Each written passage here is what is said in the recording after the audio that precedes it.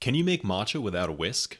In this video, we're going to find out. We'll show you 5 different methods you can use to make a bowl of matcha without a bamboo matcha whisk. Each one of these methods has its advantages and its drawbacks, and we're going to discuss each one. So making matcha without a whisk is possible, but it does require a little extra patience. Although the bamboo whisk has been used to make matcha for hundreds of years, it still is the best tool for preparing these foamy bowls of matcha tea. Because the whisk has 80 to 120 thinly carved bristles, it does 2 things very well. First off, it does a great job at breaking up the clumps in the matcha, especially during the mixing stage. And second, it injects air into the matcha, leading to a rich microfoam. This foam is not just for looks, it also creates a light, airy consistency and a smooth taste. If you're serious about matcha, it's highly recommended you get a bamboo matcha whisk, but if you don't have one, there are 5 other methods you can try.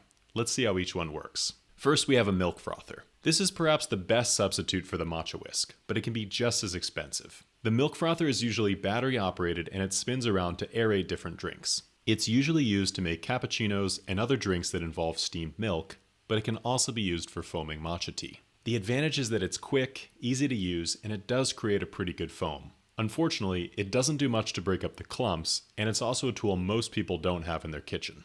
The next 4 techniques will all involve tools that you'll likely have at your home already.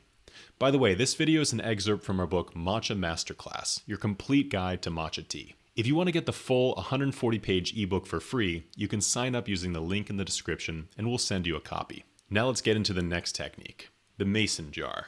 If your main priority is creating foam on your matcha, the mason jar can be a pretty good alternative to the matcha whisk. Just mix up your matcha powder with water, put the lid on, and give it a good shake. Just make sure that you don't do this with hot water or it will expand and explode. The matcha will begin to foam up almost immediately, and then you can pour it out into a glass or drink it directly out of the jar. The only downside with this method is that it tends to produce a lot of clumps, which can make the matcha really unenjoyable. This means that it's even more important to sift your matcha before mixing it. We still have 3 more methods to get to, but in the end, we'll show you another good technique to get rid of the clumps in your matcha, no matter what tool you're using. Number 3, a blender. When people ask how to make matcha tea without a whisk, the blender is a tool that often comes to mind. Most people think that this will make the matcha foam up immediately, but it's still pretty hard to produce the right amount of foam in the matcha. When we tried using the blender in one of our tea experiments, we found that it didn't do much to break up the clumps in the matcha either. Believe it or not, the bamboo whisk still produced more foam and way less noise. Number 4, metal whisk.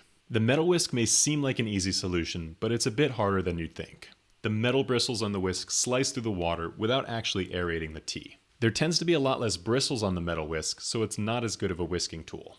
If you do end up using a metal whisk, the more bristles the better. Also, when you're preparing matcha, it tends to be part of a calming morning routine, so the last thing you want is the sound of a metal whisk scraping against a bowl. With enough determination, however, you can use the metal whisk to get foam on top of your matcha. It's just much more difficult. Number 5, fork.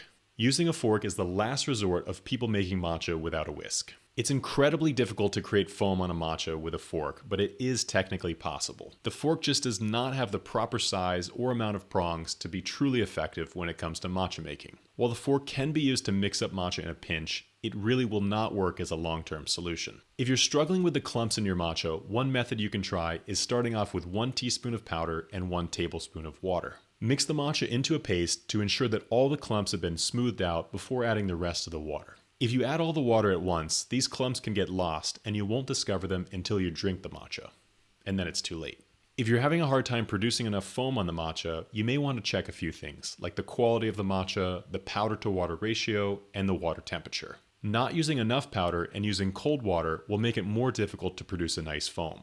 Low quality matcha will also produce less foam than high quality matcha because of the lower nutrient content, and it's one of the main reasons people struggle to get foam on their matcha. If you want to try some premium matcha tea, you can find all of our favorite pesticide-free matchas at neoteas.com. We also really recommend you get a matcha whisk if you want to take your matcha to the next level. While you can use these techniques to prepare matcha on the go, you'll really notice a difference when you upgrade to the bamboo matcha whisk. In the next video, we're going to show you how to taste matcha, but if you don't want to wait that long, you can get the full book today when you sign up using the link below.